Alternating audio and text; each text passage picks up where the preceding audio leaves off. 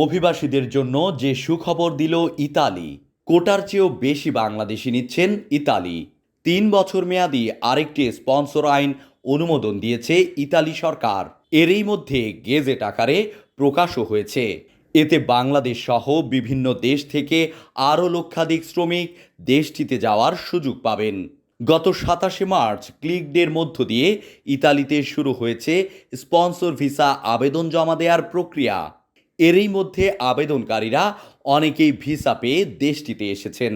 এদিকে কট্টর ডানপন্থী জর্জিয়া মেলোনি সরকার ইতালিতে অবৈধ অভিবাসীদের প্রবেশ ঠেকাতে নতুন করে আরেকটি স্পন্সর আইন প্রণয়ন করেছে।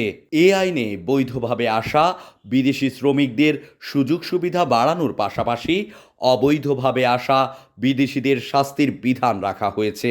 সঠিক আবেদনের মাধ্যমে বাংলাদেশিদের এই সুযোগটি কাজে লাগানোর পরামর্শ দিয়েছেন অভিবাসন বিশেষজ্ঞরা বলেন, ইতালিয়ান সরকার নতুন এই আইনের মাধ্যমে সবচেয়ে বেশি যে গুরুত্ব দিয়েছে সেটা হলো প্রশিক্ষণের মাধ্যমে ইতালিতে শ্রমিক আনা। এছাড়াও আমলাতান্ত্রিক জটিলতা এবং মালিক খুঁজে না পাওয়ায় যারা অবৈধ হয়ে যান বা যাচ্ছেন তাদের জন্য সরকার কাজ করবে। চলমান আইনের অধীনে চলতি বছর 31 ডিসেম্বর পর্যন্ত স্পন্সর ভিসার জন্য আবেদন করা যাবে। এরই মধ্যে এক শ্রেণীর দালাল সক্রিয় হয়ে উঠেছে। তাদের থেকে সতর্ক থাকার আহ্বান প্রবাসী বাংলাদেশিদের। এদিকে কৃষি ভিসায় ইতালিতে এসে বাংলাদেশিরা ফিরে না যাওয়ায় এর আগে বাংলাদেশের কোটা বাতিল করা হয়। নতুন করে কোটার আওতায় বাংলাদেশ এলেও আবারও তা বন্ধের আশঙ্কা রয়েছে। নতুন আইনে বিভিন্ন সেক্টরে শ্রমিকদের চাহিদার ভিত্তিতে কোটা নির্ধারণের কথা বলা হয়েছে। তবে কবে নাগাদ এই আইনের অধীনে আবেদন শুরু হবে তা এখনও জানা যায়নি।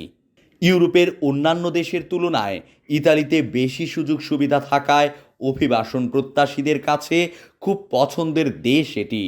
প্রতিনিয়ত এই দেশটিতে প্রবেশ করছেন বহু মানুষ। শ্রমিক সংকট থাকায় গত বছরও ইতালি সরকার 67,000 স্পন্সর ভিসা ঘোষণা করেছিল এবং সেখানে বাংলাদেশিদের কোটা ছিল প্রায় 2,500। কিন্তু বছর শেষে বাংলাদেশি ভিসা পেয়েছিল প্রায় 24,000। এর বাইরেও 2022 সালে রেকর্ড সংখ্যক স্টুডেন্ট ভিসা নিয়ে দেশটিতে পড়তে গেছেন।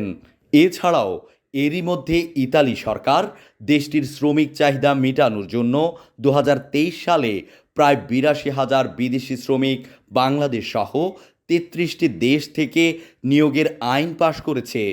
সরকারের এমন সিদ্ধান্তে খুশি প্রবাসী বাংলাদেশিরা।